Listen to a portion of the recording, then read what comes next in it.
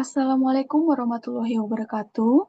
Perkenalkan, saya Silvi Aulia. Pada kesempatan ini, saya akan mempresentasikan tugas semester berupa resume jurnal penelitian yang berjudul Pengaruh Struktur Modal dan Kebijakan Dividen Terhadap Nilai Perusahaan.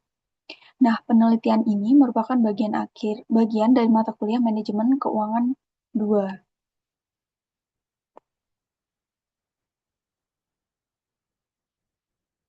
Selanjutnya, terkait jurnal ini ditulis oleh Afiri Dayanti, Zainal Arifin, dan Sri Mulyati dari Universitas Islam Indonesia. Dipublikasikan dalam Jurnal Aplikasi Bisnis, volume 22, nomor 1, Juni 2025. Penelitian ini mengkaji bagaimana struktur modal dan kebijakan dividen mempengaruhi nilai perusahaan, khususnya pada perusahaan yang tergabung dalam indeks LQ45. Jurnal ini berjudul Pengaruh Struktur Modal dan Kebijakan Dividen Terhadap Nilai Perusahaan. Untuk latar belakang penelitian sendiri, ini didasarkan pada pentingnya nilai perusahaan sebagai indikator utama bagi investor. Nah, nilai perusahaan umumnya tercermin dalam harga saham. Investor sering menjadikan saham LQ45 sebagai acuan karena saham-saham tersebut memiliki likuiditas tinggi dan dianggap relatif stabil. Namun terdapat perbedaan hasil penelitian sebelumnya mengenai pengaruh struktur modal dan kebijakan dividen terhadap nilai perusahaan. Hal inilah yang menjadi research gap dalam penelitian ini. Selanjutnya, terkait dengan landasan teori, penelitian ini menggunakan dua teori utama. Pertama, teori trade-off yang menyatakan bahwa penggunaan utang dapat meningkatkan nilai perusahaan karena adanya manfaat pajak atau tax shield, namun utang juga meningkatkan risiko kebangkrutan. Yang kedua, teori sinyal yang menjelaskan bahwa dividen dapat menjadi sinyal positif bagi investor mengenai kondisi dan prospek perusahaan. Tujuan dari penelitian ini sendiri, yang pertama menguji pengaruh struktur modal terhadap nilai perusahaan. Yang kedua, menguji pengaruh kebijakan dividen terhadap nilai perusahaan.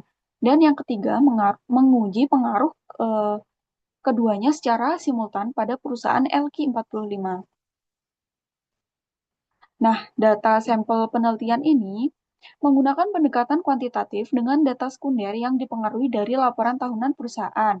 Populasi penelitian menggunakan 45 perusahaan yang tergabung dalam LQ45 tahun 2024. Dengan teknik purposive sampling diperoleh 15 perusahaan sebagai sampel. Nah, periode pengamatan dilakukan selama 8 tahun, yaitu dari tahun 2016 sampai 2023. Metode penelitian dari jurnal ini sendiri menggunakan regresi linear berganda menggunakan software eViews 10. Nah, sebelum dilakukan analisis, data diuji melalui uji asumsi klasik seperti normalitas, multikolinearitas, heteroskedastisitas, dan autokorelasi. Nah, hasilnya menunjukkan bahwa model mempengaruhi kriteria Blue, sehingga layak digunakan untuk pengujian hipotesis. Terkait dengan definisi operasional variabel, variabel dependen dalam penelitian ini adalah nilai perusahaan yang diukur menggunakan price to earning ratio atau PER. Nah, variabel independen pertama adalah struktur modal yang diukur menggunakan debt to equity ratio atau DER. Variabel independen kedua adalah kebijakan dividen yang diukur menggunakan dividend payout ratio atau DPR. Nah, hasil uji parsial penelitian ini menunjukkan bahwa struktur modal tidak berpengaruh signifikan terhadap nilai perusahaan dengan nilai signifikansi 0,3450 atau di atas 0,05. Artinya, besar kecilnya utang perusahaan LQ45 tidak menjadi faktor utama dalam menentukan nilai perusahaan. Kebijakan dividen juga tidak berpengaruh signifikan dengan nilai signifikansi 0,2327. Nah, ini menunjukkan bahwa investor tidak terlalu mempertimbangkan besaran dividen dalam menilai perusahaan. Selanjutnya, hasil uji simultan atau uji F Secara simultan, kedua variabel juga tidak berpengaruh signifikan terhadap nilai perusahaan. Nilai R square hanya sebesar 2,9%.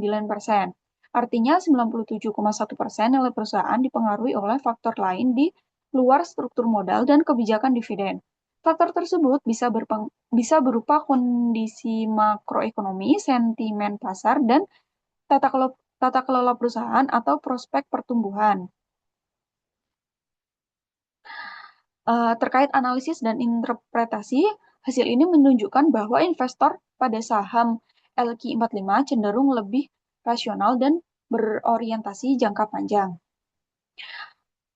Mereka lebih mempertimbangkan stabilitas perusahaan, ukuran perusahaan, serta potensi pertumbuhan di masa depan dibandingkan hanya melihat rasio utang atau besaran dividen.